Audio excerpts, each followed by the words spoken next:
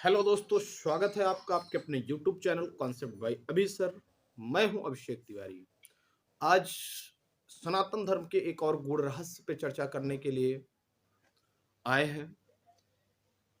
बात यह आती है, हमारे सनातन धर्म में त्रिदेव माने जाते हैं। त्रिदेव कौन कौन से हैं? शिव, ब्रह्मा और विष्णु। ये तीन देव माने जाते हैं, जिसमें शिव और ब्रह्मा और विष्णु के अपने अपने कार्य निर्धारित हैं। माना जाता है कि शिव जी हमारे सृष्टि का विनाश करते हैं। ब्रह्मा जी सृष्टि का निर्माण किए हैं और विष्णु जी को सृष्टि का संचालन कार्य दिया गया है। अब हम बात करते हैं, कोई विशेष व्यक्ति इस चीज को संचालित कर रहा है, क्या विशेष शक्ति है? तो हमने इसके प्रीवियस कई लेक्चरों में बताया, शक्ति का मतलब ऊर्जा और ऊर्जा का मतलब परमात्मा। तो परमात्मा ही ऊर्जा है। और अगर उसी की बात करें तो उसमें त्रिदेवों का अर्थ क्या है? अगर हमने कहा कि आत्मा एक ऊर्जा है जो परमात्मा से ऊर्जा यानी बहुत बड़ी एनर्जी से, बहुत अधिक ऊर्जा से ऊर्जा प्राप्त करते हैं, जहां पर एनर्जी का टोटल एनर्जी का भंडार है, वहां से ऊर्जा प्राप्त करते हैं, जिसको हम लोग परमात्मा के नाम से जानते हैं। तो ठीक है, आप परमात्मा की पूजा करते हैं, निराकार और साकार ब्रह्म को मानते हैं। तो आपके यहाँ सनातन धर्म में बात प्रश्न यहाँ उठता है कि ये जो त्रिदेव माने गए हैं, इनका मुख्य कारण क्या है? ये त्रिदेवों को संचालित कैसे करते? जब एक ही ऊर्जा पूरे ब्रह्मांड को संचालित कर रहे हैं, वहां से आप एनर्जी लेते हैं, तो व्याख्या तो यहीं पे बात आ जाती है कि हमारे यहाँ त्रिदेव की कल्पनाएं क्यों? तो चलिए हम लोग बात करते हैं, क्या इस त्रिदेवों में कोई वैज्ञानिक तथ्य है, छुपा है? और हमारे आज के आधुनिक विज्ञान इसके बारे में क्या सोचती है, कैसे इसकी व्याख्या करती है? तो थोड़ा सा ध्यान से देखिए और ऐसे ही वीडियो लगातार इस चैनल में लगातार पढ़ते रहते हैं। इस चैनल को अधिक से अधिक सब्सक्राइब करें ताकि सनातन धर्म के गूढ़ रहस्यों को समझने के लिए सभी लोग आगे बढ़े और विदेशियों की बताई गई इन गलत व्याख्याओं का प्रतिकार हम कर सके। चलिए तो बात शुरू करते हैं। तो यहां से अगर बात करें शिव, तो शिव के बारे में हम लोग जानते हैं कि शिव विनाश करते हैं। शिव के दो नृत्य बड़े फेमस हैं। एक होता है तांडव। तांडव नृत्य करने के पश्चात समस्त सृष्टि का विनाश हो जाता है, ऐसा सनातन धर्म कहता है। और आनंद नृत्य जब करते हैं तांडव के अलावा डमरू बजाते हुए, तो सृष्टि का सृजन प्रारंभ हो जाता है, सृष्टि की शुरुआत हो जाती है। ये दो बहुत ही गजब की बातें शिव के लिए कहा गया है। और जिसका संचालन किसे करता है? ब्रह्मा जी उसका सृजन करना शुरू कर देते हैं आनंद नृत्य पर। और उनके तांडव नृत्य पर ब्रह्मा जी की सृष्टि का समापन हो जाता है। माना जाता है उस सृष्टि का संचालन भगवान विष्णु के हाथ होता है। तो चलिए विश्लेषण करते हैं। तो यहां पर आज एक थ्योरी आई है, singularity. Singularity singularity singularity theory वैज्ञानिकों द्वारा दी गई है और बताया गया है, ये सिंगुलरिटी की थ्योरी में काफी हद तक हमारे वैज्ञानिक स्टीफन हॉकिंग जी का बहुत बड़ा योगदान है सिंगुलरिटी की थ्योरी पे। सिंगुलरिटी की थ्योरी, ब्रह्मांड का एक्सपेंशन, ये सारी व्याख्या इसी पिक्चर में आपको बहुत ढंग से मिलने वाली है। तो ब्लैक होल के केंद्र को हम सिंगुलरिटी मान सकते हैं। ब्लैक जब हमारा बिग बैंग हुआ था, माना गया जाता है, वैज्ञानिक भी मानते हैं कि नथिंग से समथिंग होना थोड़ा सा कठिन है। हालांकि नथिंग के लिए भी थ्योरी दी गई है, लेकिन नथिंग से समथिंग होना कम लोग मानते हैं। लेकिन कुछ था, भले ही इनफाइनाइट डेंसिटी का था, लेकिन था, तभी तो सब कुछ आया। बिना कुछ हुए समथिंग कैसे हो सकता है? It is not possible. यही मानते हैं कि ब्लैक होल का जो केंद्र है वो शिव है, अर्थात सारी सिंगुलरिटी पे समाई हुई थी। बताया जाता है कि सब पूरा ब्रह्मांड एक सिंगुलरिटी पे समाया हुआ था, एक बहुत सूक्ष्म जगह पे समाया हुआ, और उसको हम शिव कह सकते हैं। उसको हम शिव कह सकते हैं, वहां पे समाया हुआ था। अब तत्पश्चात अगर हम बात करें, उसके बाद बिग बैंग हुआ। बिग बैंग के बाद समस्त ऊर्जा उसकी, समस्त मेटल वहां का फैल गया ब्रह्मांड में चारों ओर। तो अगर चारों ओर ब्रह्मांड में प्रसार हो रहा, लगातार ब्रह्मांड का प्रसार होना शुरू हुआ, तो ये ब्रह्मांड का प्रसार, इसको हम ब्रह्मा के नाम से जानते हैं। हमारे सनातन धर्म में उस सिंगुलरिटी को शिव कहा जाता है। हमारे ही सनातन धर्म में इस प्रसार को ब्रह्मा कहा जाता है। आज भी हम लोग रेड शिफ्ट और ब्लू शिफ्ट देखकर बताते हैं ब्रह्मांड का प्रसार हो रहा है। हमें सारे तारे रेड मिलते हैं, दिखाई देते हैं, मैक्सिमम कह सकते हो। तो इसलिए ब्रह्मांड का जो एक्सपेंशन होता है, प्रसार होता है ब्रह्मांड का, तो उस ब्रह्मांड का प्रसार कैसे होता है? सृजन होता है, ब्रह्मांड का सृजन होता चला जाता है, जिससे हम ब्रह्मा के नाम से सनातन धर्म के समय पर जानते थे, जिसको हम लोग ब्रह्मा से संबोधित करते थे। हम लोगों का इस बात का ज्ञान था कि कोई चीज है जो इसका प्रसार कर रही है, कोई एक एनर्जी है जो प्रसार कर रही है, उसी एनर्जी का नाम ब्रह्मा है। अब बात आती है कि जो ब्रह्मा है उसको आज हम लोग डार्क एनर्जी के नाम से जानते हैं। ब्रह्मांड के एक्सपेंशन की बस एक थ्योरी है कि कोई एक एनर्जी है जिसको हम आज डार्क एनर्जी के नाम से कहते हैं एक्सपेंशन, उसी को हम लोग ब्रह्मा देते हैं।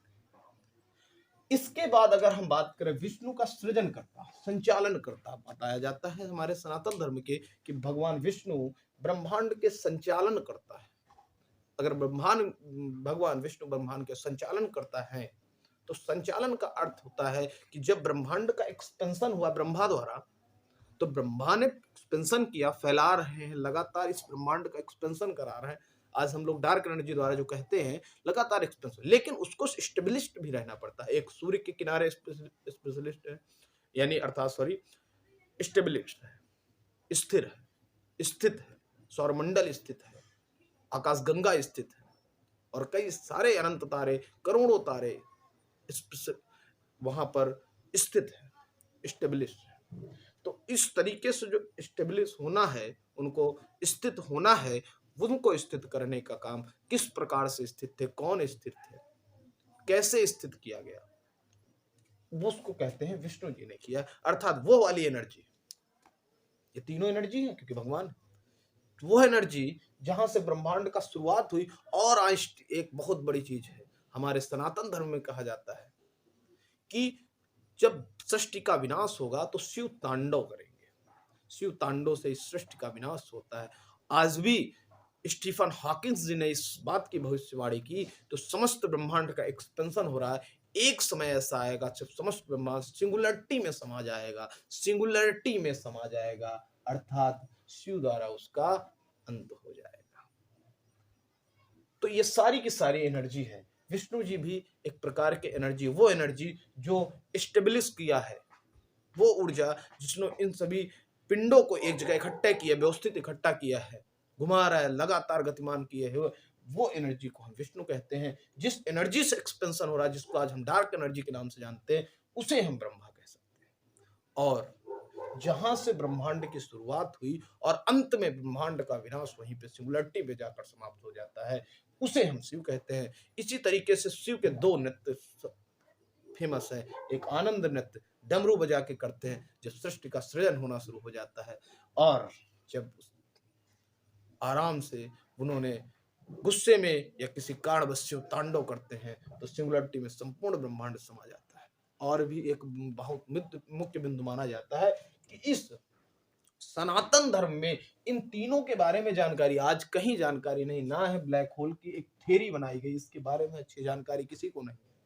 ब्रह्मांड का एक्सपेंशन हो रहा है डार्क एनर्जी के कारण, डार्क एनर्जी की इंफॉर्मेशन किसी के पास नहीं है।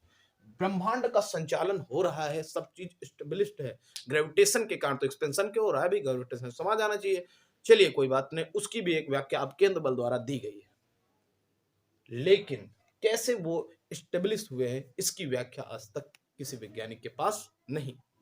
हमारे सनातन धर्म में इन तीनों को जानते थे, इसीलिए ब्रह्मा जी की आयु निर्धारित है और विष्णु और शिव हमारे सनातन धर्म में अमर माने जाते हैं। अर्थात जो ब्रह्मा जी की आयु 100 ब्रह्म वर्ष माने जाता है, ब्रह्म वर्ष यानी कुछ आयु निर्धारित है, अमर नहीं है। अर्थात इस बात से यह व्याख्या होती है कि ब्रह्मा जी प्रसार है, ब्रह्मांड का एक्सपेंशन है, सृजन है, और जिसका सृजन होता है उसको नष्ट होना है। ये बात साइंस भी आज मानती है, ये बात सनातन धर्म ने भी कहा था, जिसका सृजन होगा उसका विनाश होगा। और विष्णु ये समस्त संचालित ब्रह्मांड एक सिंगुलरिटी में समा जाएंगे, यानी विष्णु और शिव एक हो जाएंगे। इसलिए सनातन धर्म में किसी को एक दूसरे से बड़ा नहीं माना है। ये इनको अपने भगवान की तरह पूजते हैं, शिव विष्णु को अपने भगवान की तरह पूजते हैं। इसका अर्थ है कि ये दोनों एक ही जगह से उत्पन्न हुए, ये एक ही जगह से उत्पन्न होकर के एक जगह से फैल रहे, इसका एक्सपेंशन हो रहा है, एक संचालित कर रहे हैं, और पूरा संचालित ब्रह्मांड शिव में समा जाएगा, सिंगुलरिटी में समा जाएगा। इसलिए इन दोनों में से किसी को छोटा या बड़ा नहीं माना जाता है। ये हमारी त्रिदेवों की व्याख्या रही। और एक छोटी सी बात यहाँ पे आती है, जो हमारे आज मॉडर्न थ्योरी में कहा जाता है कि मल्टीपल यूनिवर्स, बहुत सारे ब्रह्मांड है इसी तरीके के। उसकी व्याख्या अगर आपको याद हो तो आप जाकर के श्री कृष्ण भगवान ने, एक कहानी आती है कि जब ब्रह्मा जी ने उनके सभी ग्वालों को चुरा लिया था, ग्वालों को, गायों को और सभी को चुरा लिया था, तब भगवान ने नए ग्वालों का निर्माण कर दिया था। और जब उसके बाद नए ग्वाला और बछड़े सबका निर्माण किया, उसके बाद जब विष्णु ब्रह्मा जी आए उनके पास, तो भगवान ने कहा था कि तुम्हारा केवल और केवल आप इस यूनिवर्स के ब्रह्मांड हैं।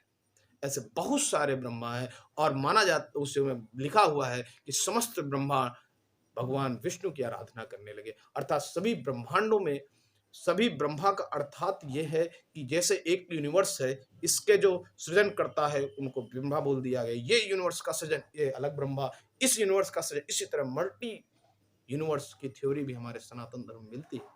उनकी व्याख्या की जरूरत है। हर एक बिंदु की व्याख्या की गुण रहस्यों द्वारा, गुण बिंदुओं द्वारा लिखा हुआ है, जिनके आज सबसे ज्यादा आवश्यकता है उनके व्याख्यानों की, सही व्याख्या की।